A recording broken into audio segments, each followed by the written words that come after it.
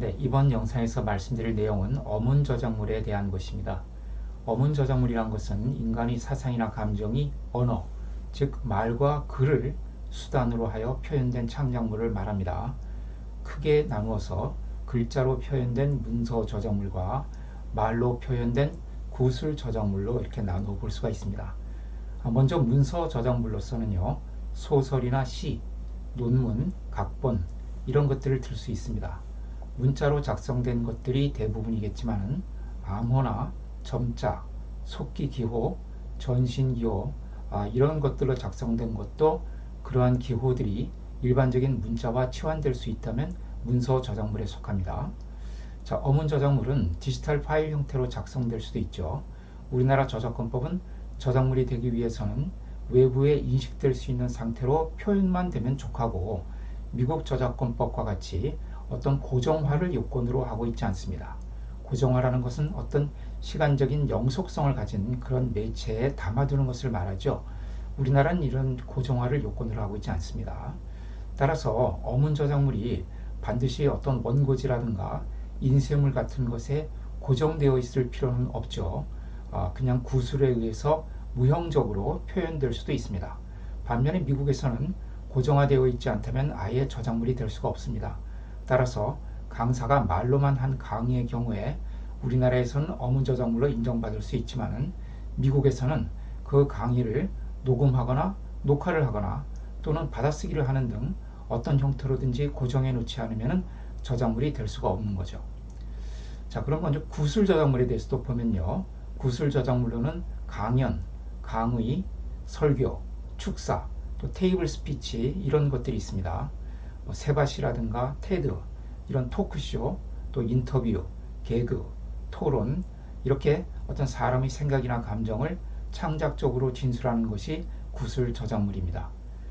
그렇지만 다른 사람의 시나 소설을 그대로 낭독만 하는 것은 창작성이 없어서 저작물이 되지 않습니다.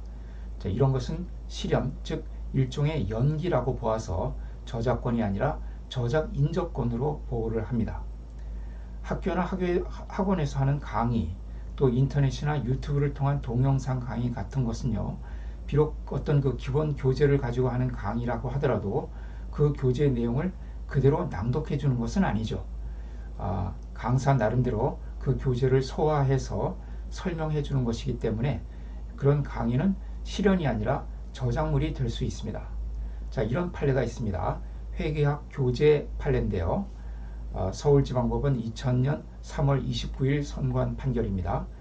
A의 강의가, A는 이제 학원 강사입니다. 이 A의 강의가 B라는 사람이 쓴 회계학 교재를 기본 교재로 채택하고 있고, 또 강의 중에 그 B의 회계학 교재 내용을 거론하고 있는 부분이 상당히 있지만은 그 교재 자체를 그대로 낭독하고 있는 것이 아니라 A 나름대로의 창작에 의한 구술을 하고 있는 경우에 이런 강의는 A의 독자적인 저작물이라고 봐야 된다. 그러니까 이 교재와 별도로 강의 자체가 하나의 구술 저작물이 된다는 것이죠. 자, 다른 사람의 책을 교재로 강의하는 것이 저작권 침해인가 하는 문제가 있습니다. 책을 가지고 강의를 한 것에 대해서 책의 저자가 그 강사를 상대로 소송을 제기하는 경우를 가끔 볼 수가 있습니다.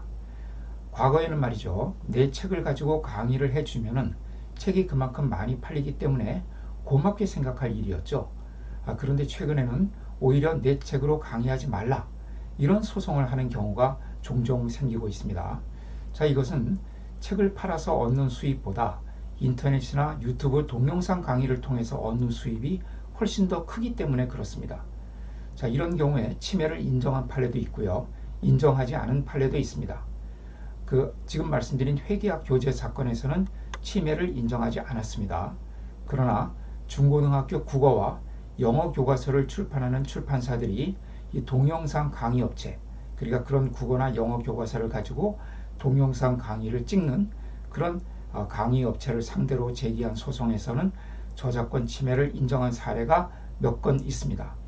자, 특별히 국어하고 영어 교과서가 문제로 되는데요. 왜냐하면 이 국어와 영어 과목은 다른 과목과 달리 그 교과서의 지문을 그 동영상 강의에서 그대로 사용할 수밖에 없기 때문입니다. 다음으로 카탈로그나 또 시험 문제, 일기, 메모, 슬로건, 광고 문구 이런 것들도 저작물이 되는가 한번 살펴볼게요. 어문 저작물이라고 해서 반드시 어떤 문학적인 가치를 가져야 하는 것은 아닙니다. 예를 들어서 상품 카탈로그라든가 홍보용 팸플릿, 직업별 전화번호부 같은 편지물, 또 지침서나 용법 등의 설명서, 우리가 흔히 매뉴얼이라고 하죠. 또 시험 문제, 이런 것들도 독자적으로 작성된 것이고 또 누가 해도 같거나 비슷하게 되는 것만 아니라면 어문 저작물이 될 수가 있습니다. 대학 입시 시험 문제가 어문 저작물이 될 수 있다는 판결도 있습니다. 대법원 1997년 11월 25일 판결인데요. 이렇게 판결을 했습니다. 대학 입시 본고사의 입시 문제가 교과서라든가 참고서, 기타 교재의 일부분을 발췌하거나 그것을 변형해서 구성된 그런 측면이 있다고 하더라도 출제위원들이 우수한 인재를 선발하기 위해서 정신적인 노력과 고심 끝에 남의 것을 베끼지 않고 문제를 출제했으며 그 출제한 문제의 질문의 표현이나 제시된 여러가지 답안의 표현에 최소한도의 창작성이 인정된다면 저작물로 볼 수 있다. 이렇게 판결을 했습니다. 따라서 이런 시험 문제를 풀이해주는 동영상 강의를 제작하려면 그 시험 문제 저작권자로부터 허락을 받는 것이 안전하겠죠. 또 편지나 일기, 이메일 같은 것들도 어문 저작물이 될 수 있기 때문에 조심해야 됩니다. 다만 단순히 용건만 간단하게 전달하는 메모 형태의 이메일 같은 것은 창작성이 없어서 저작물로 되지 못합니다. 어문 저작물에 해당하지 않는 것들로 서예 작품, 표어, 슬로건, 광고 문구 같은 짧은 글이 있습니다. 서예 작품은 문자로 되어 있지만은 어떤 언어적인 사상, 어문적인 사상을 표현한 것이 아니라 시각적 형상을 표현한 것이죠.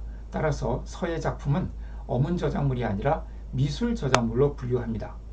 또 짤막한 표어라든가 슬로건, 광고 문구 같은 것들이 저작물로 보호받을 수 있는지 이게 실무에서 종종 문제가 되는데요. 이런 짧은 문구들은 저작권의 보호를 받지 못하는 경우가 많습니다. 그 1000만 관객을 돌파했던 왕의 남자라는 영화가 있죠. 이 왕의 남자 영화에 나왔던 유명한 대사, 나 여기 있고 너 거기 있어. 자, 이런 대사는 일상생활에서 흔히 쓰이는 표현이어서 저작권이 없다고 한 판례가 있습니다. 또 그 맥주 광고 문구로 쓰였던 가장 신선한 하이테의 맛, 눈으로 확인하세요. 이런 광고 문구 역시 저작권의 보호를 받지 못한다고 한 판례가 있습니다. 자, 그러면 나이키 광고 문구, just do it. 자, 이런 문구도 저작권의 보호는 받기 어려울 것 같아요. 그러나 소비자들에게 널리 알려진 이런 표라든가 광고 문구를 허락 없이 사용하면은 저작권 침해는 되지 않을 수 있어도 부정경쟁방지법 위반이 될 수 있다는 점을 유의해 두셔야 됩니다.